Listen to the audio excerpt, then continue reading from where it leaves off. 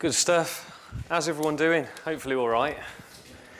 Nice early start for me after having about a 3 a.m. finish yesterday. So fingers crossed it'll all go okay today. And if I can figure out what I'm doing on this screen, that would be a good... Hey, look at that. It was brilliant. I was at an epic event the other week. And we had the heads of so many different studios all in one room trying to figure out basically why audio wouldn't play on one video. No one wanted to leave their seats just in case they made a fool of themselves when they went up to the laptop. But when everyone looked left and right, they realised that everybody was itching to actually go and say, I think I can figure it out. So fingers crossed, we won't have too many technical issues today. So yeah, first and foremost, I want to say thank you guys for all coming. Without you people, obviously an event like this couldn't happen. But then on the other side to it as well, from my perspective, if I was ever afforded this opportunity when I was at university, I'd have killed to go to it. I think it's absolutely brilliant, and it's a huge benefit to you and also your future career to be able to talk to people, or maybe not just like myself, but the other people that are here today, and get questions answered that you really want to turn around and ask. So I think please do. Feel free to come and talk to me. There are no stupid questions, as they always say, and I can tell you some stories about that, but maybe at another time. So to start off with, I am John from an independent games development studio, Flix Interactive, just based out of Birmingham. Little raise of hands, have any of you guys heard of us at all before? That's amazing. Well, that's good. Well, hopefully it wasn't just about today, but at least some of you guys have heard of us. I'm going to talk a little bit about basically failure to start with and how we can learn from it. Games production is part and parcel of what I do, but as an independent developer and as an independent team, you find that you end up having to turn your hand to an awful lot within a studio, and I'm sure you guys have already got the experiences of, even in work in the early stages of games development through your university course. So if you wanted to have a look at like a name, should I say, for... when I get the right buttons. A name for the talk today, it is How Do You Survive Your First Indie Game? From my point of view, it's also how we learned from our first indie game and what we ended up doing differently from a production standpoint moving forwards. It's really important to note as well that this talk is very inspired by a guy called Rami Ismail. Has anyone heard of Rami before? Anyone? Awesome, someone has, that's great. If you don't, you should be ashamed. He's an amazing independent developer who works as one half of a team called Vlambeer. Anyone heard of Vlambeer before? And if you haven't, don't worry too much. Some of their games are massive smash hits. And their team is really talented, and they've got their business model right. So if you get a chance, I want you to check out one of his talks that he's recently done, which is You Don't Stand a Chance. So to open on a positive note, basically when you're looking at your first independent game, you've got to understand there are an awful lot of things that stand against you. Whether it's your first project that you're looking at within the industry, whether it's your first actual commercial title, there are an awful lot of things that stand against you. And what I would say is that learning from those mistakes is the most important thing. So we'll talk about that a little bit more shortly. So to give you a little bit of a background on Flix and who we are as a development team, we started off life in around about 2012. Reason why I say around about, because that's only when we registered the business. But I met my co-director, this awesome dude here, a guy called Matt Clark, back when I was at university. Basically, he was the class boffin, and I latched onto him. And it was one of the best decisions I ever made, because he dragged me through university and got me the grades that I needed to get, and gave me the good grace of then partnering with me to make Flix. At the university, we ended up doing certain projects, and the first project that we started to work on, which was a game called the Spire, was really the kind of, I wouldn't call it a failure, but it was the first project that we started to do that really we were able to grab a group of people together, not just in university, but also external to uni as well, all over the globe. We had guys over from Argentina, from India, and it was typical of that indie space where effectively what you do is you grab as many talented people as you can, you try and swell the team to probably way too big, you try and do something that's way too ambitious, and by ending up like executing this shambles of a project management system and scheme, you end up trying to put something that will garner some interest. So The Spire itself was inspired very much by Portal. It was effectively you are trapped in an underground facility, and instead of using a portal gun, you use a gravity gun to solve certain puzzles and interact with the world. Although it's a bit dark on here, you can get a bit of an idea of it. Also, this, by the way, presentation will be available freely online for anyone who wants it, so I'll send up a link so people can get hold of it as well. Edit it, use it, have a look at it, and all the videos come in with it as well, which is pretty cool, so you can get a bit of a better idea. But from beyond looking at our first project within Unreal and kind of understanding a little bit about the project, which I'm going to talk about a little bit more in depth after this section, we decided that we wanted to become a kind of commercial entity, look at about actually earning some money, fingers crossed, because isn't that why we're all in this industry? That's the reason why it's called the games industry, is to actually get something back out of it. So what we did is we handpicked, again, some amazing developers from teams that had worked on some incredible mod projects and indie teams. You might recognize Antichamber. That was one of the audio guys that worked with us on. That was incredible in the early days, a very talented bloke. And what we ended up doing is when we formed in 2012, Flix Interactive, we started to take on commercial projects. So we realized straight away that with an overhead, with the fact that we want to start paying people and doing something right, we shifted and reacted to the way that we ended up, first of all, running production, I'll say that in a very loose term, whilst we were obviously initially working on the Spire. So we worked on some visualizations, data visualizations using gaming technology. So this was certain of the game's engines. And then eventually had the pleasure of working with the guys over at Nordic via Digital Arrow on some of the titles, which were effectively outsourced.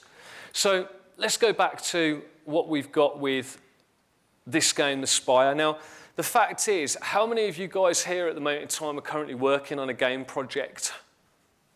Awesome. That should be the majority of people, we'd hope.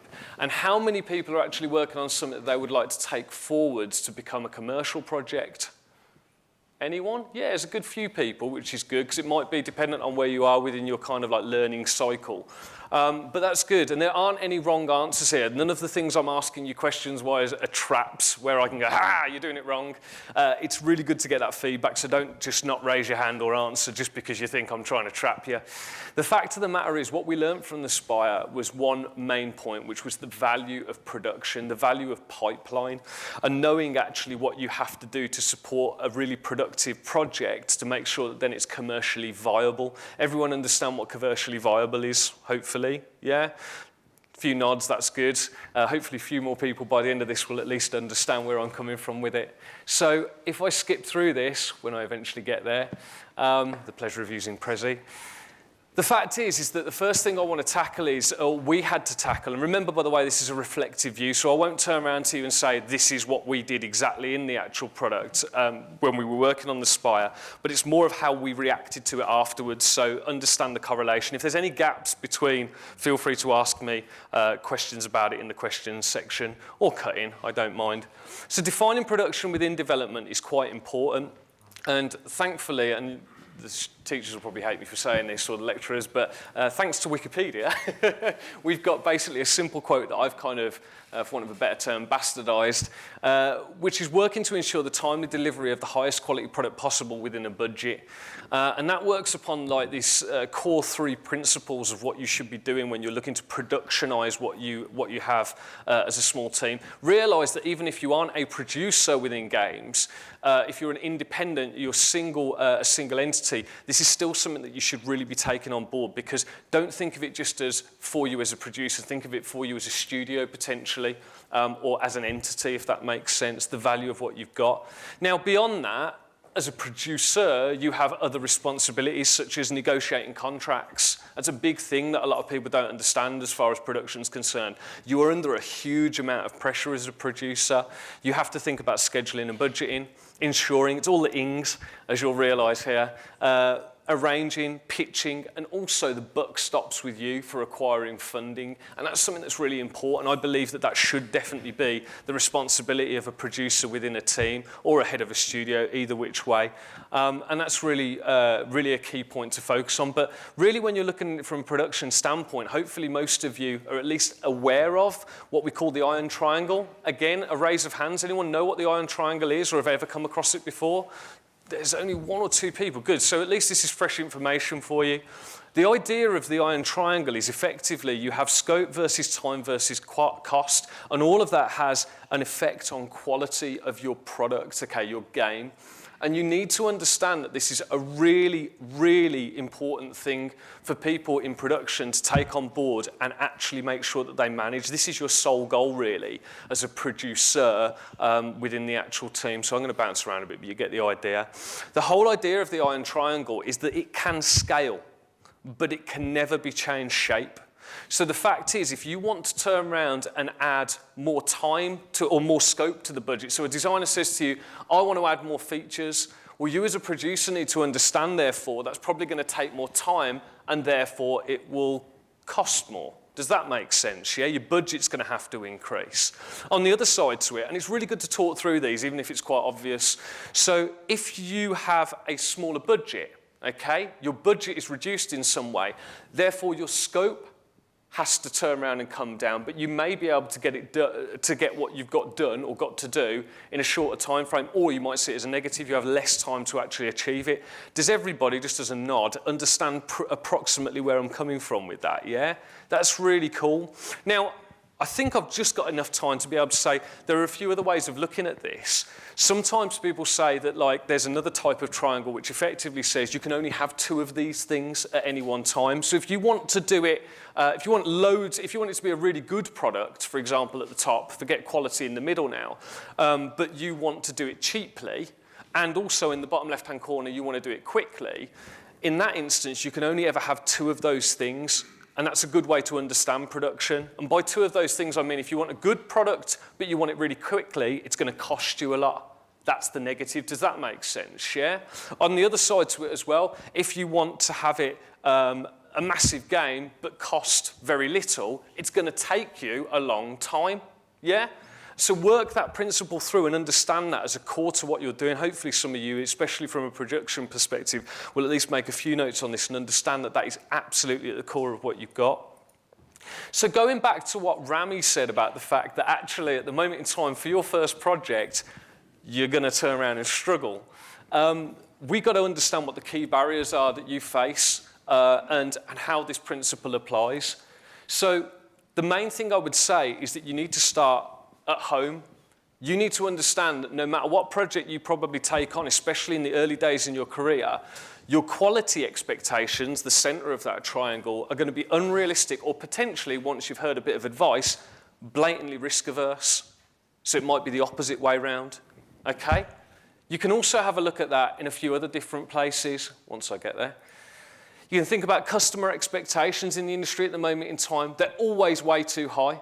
Everyone says, well, hang on a minute, you've got the concept, why haven't you got the game? You made single player, why don't you make multiplayer? That should be easy, shouldn't it? You've done one platform, but they don't consider the fact that it might be a completely different input on another platform. It takes time, man. There's a lot of effort that goes in and it's involved, and all of this has an effect. Yes, that means exactly what you think it does. If you want money to fund a project, you've got to understand that investor expectations are usually just mind-blowing. They want to take it all a lot of the time and usually give you very little in return. And so it can be really messed up. Team scoping's never accurate. Your team size is either too big or too small to achieve what you're trying to do, and so on and so forth. This all culminates in effectively what I would consider to be a lack of knowledge. But understanding where you're at within the scope of this lack of knowledge is extremely important.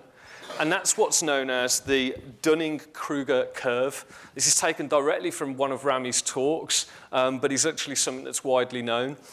Understanding this as a producer and understanding it in a production context is key to making sure that your product at least has some sort of air of risk mitigation. So at point A, for example, when you think about you're starting a project for the first time, you know nothing, right, which is this green line that you can see here.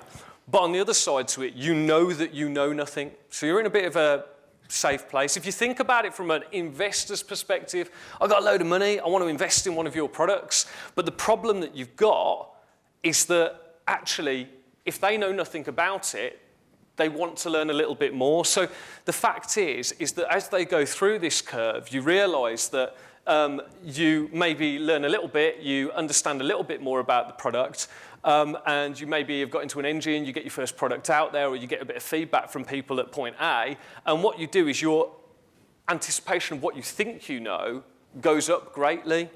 Beyond that, where you hit C, you get what's known as impostor syndrome. So at B, we call this Mount Stupid, people that basically think they know more than they actually do. At point C, you get to the stage where maybe you've got something out and people at point F, who are experts in the field, give you a bit of feedback and you realise, hang on a minute, I know nothing. And everyone in this room will experience what we call imposter syndrome at some point in their career. It's important to know. And realise that your team members will also be going through this, and the reactions that they have to any of the problems you saw previously will be reflective of that. So I'm going to skip through this as quickly as I can now. To address the fact that you have a lack of knowledge, you have to understand that there are no direct shortcuts. However, my advice is that you put into place pillars of production that can help in the same way you would with pillars of design. The whole idea is that if you think about actually finding questions that you can ask yourself when you come across new implementations, whether you're looking at trying to actually gain funding, whatever it might be, if you ask yourself these questions or a set of questions that you devise, then that's brilliant. But the main thing is you probably need to go through your first product or first production of something to understand and establish your pipeline. So very, very quickly, we did this in Flix by using tool sets, the appropriate tool sets. We asked ourselves these questions when we took these tool sets. This is free, this is Tearle. Most of you probably have at least come across it or use it, which is great. Simple to do, doing and done. Beyond that, we changed the way that we worked. Well, what we ended up doing, although this isn't perfectly clear here, we worked rather than from a design perspective of having written designs, we just worked purely in a flow graph manner because that's what worked best and was the best for production. It helped us out, and actually discussing things as a team helped us culminate in what effectively was a prototype with Eden Star, which again, feel free this afternoon to have a play of it on some of the machines through lunch. Now, the point being is that we got to a place with Eden Star which is the advancement of what we originally did with the Spire, allowing us to release something that was commercially viable. It's currently selling on Steam. We have almost 100,000 wish listers, which we've been told from an industry perspective is massive, and they're all waiting on the next big release, which will be multiplayer. So if we're able to do that, all of a sudden what we've got as an initial project that started off as a passion project, it's now finally become something that is commercially viable. But it's only through turning around and challenging what we originally knew to this stage and actually putting production steps in place. So again, I know I haven't talked exactly about principles of standard production, Scrum, and all sorts, burn down charts. I can teach you that, but the internet can too. This, however, is coming from my experience and the team's experience within the industry. So, does anyone at all have any questions? Okay, if we've got time for it. I've got a microphone here that I can throw into the audience, which is quite handy. Could I ask you to just come around the front or the side here while we swap over the presentations? Yeah, sure, no problem at all. Are there any questions? Anyone at all? Even to do with independent development or anything else? About the game. Go for it, dude.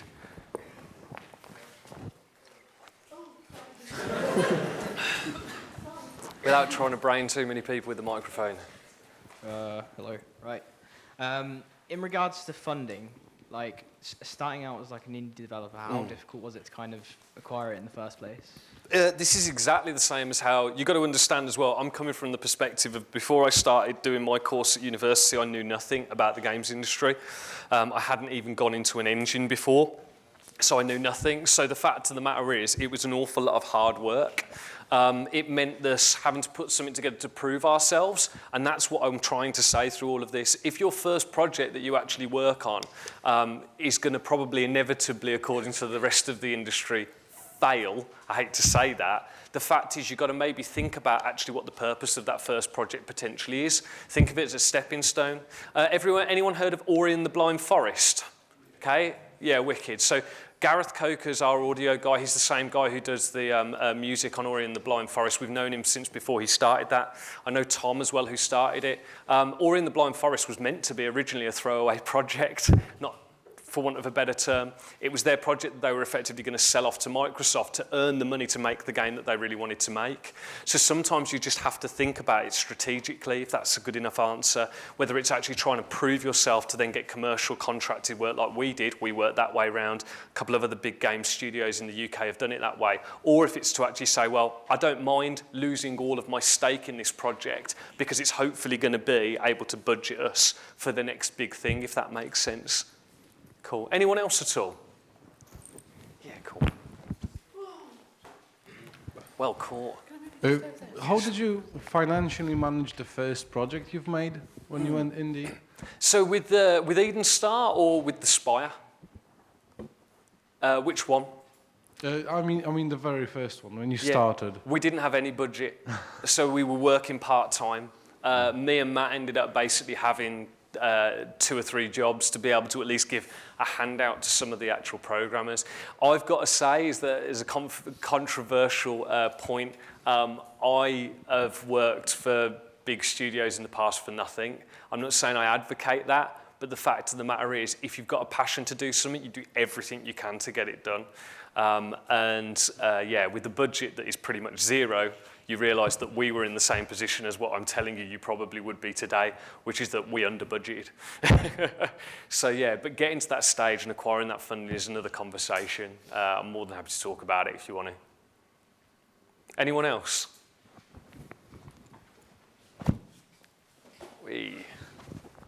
Well, all right. So you said you had no budget. So how did you manage to sell your first game, like turn the profit from it? Did you sell it to friends, family, or what was the idea? It's a really good question, actually. The main point being is that the game itself didn't sell. The Spire actually got canned before we ended up getting it out the door. But we used that to actually get on to the next point. The point I'm making is we had a failed project, for want of a better term. Does that make sense? Yeah? So it was a matter of that we ended up gaining investment. It was bad investment. We didn't ask ourselves the right questions when we went and took that investment. And that's what I'm trying to say to you. If you apply these principles, hopefully it can mitigate your risk in the long term. Cool. Have we got time for any more at all, Bobby, or not? Just one or two. They're just setting up the next one. Yeah, no problem. Anyone else? There we go. Do you have any advice when it comes to publishers? Oh yeah, definitely loads. At the moment in time, I was at a great talk recently, as I said, with the guys over at Epic, and Phil Harrison was there. Anyone know who Phil Harrison is? He's the guy who pretty much invented the brand of PlayStation, which was pretty awesome. He ended up putting up an amazing slide, which was of one giant sumo versus a tiny kid sumo. His advice was don't ever Google big versus small without safe search on. But that's beside the point. The fact is, he was saying that in the past, I think we'd have all agreed, and this was all guys that were from big studios, and we were honoured to be there, to be blunt, that basically said in the past, the big sumo would have always been seen to be the publisher, little sumo would have been seen to be the indie, whereas now he strongly believes it's the other way round. Because you have the power to be able to put out your own games, it's really important, in my opinion, to think about actually what they're going to do for you rather than just fund it. There are many other different funding opportunities out there that, depending on how you strategically take your first project, you could consider taking investment into what we'd call a special purpose vehicle, where they use what's known as SCIS funding, up to 150 grand, to be able to actually get that get your business off the ground and running. They can only take up to 49% of your business. It's all well and good, but then when you're talking to publishers, you've got to consider, well, hang on a minute, these guys also have the PR reach, and they understand as well that they're not always in the strongest position. So there are some amazing people out there. Kuju, a really good company to talk to, I would say, and it doesn't mean you're going to get guaranteed they're going to fund your game, but Derek and the guys over there would at least talk to you about it. We've spoken to an awful lot of publishers, including some of the top 7, about our games, you see. So, and all I will say is that we're not currently being published by anyone else. We're doing it independently. It doesn't mean that we won't in the future, but it wasn't right for us at the time. But again, if you want to talk to me more about this, come and find me and we'll have a coffee later on, because I'm more than happy to say. But if anyone else has got any more questions on it, again, we can talk a little bit further later. Thank you very much, John Tearle. Can we have a big hand for John Tearle, please? Thank you.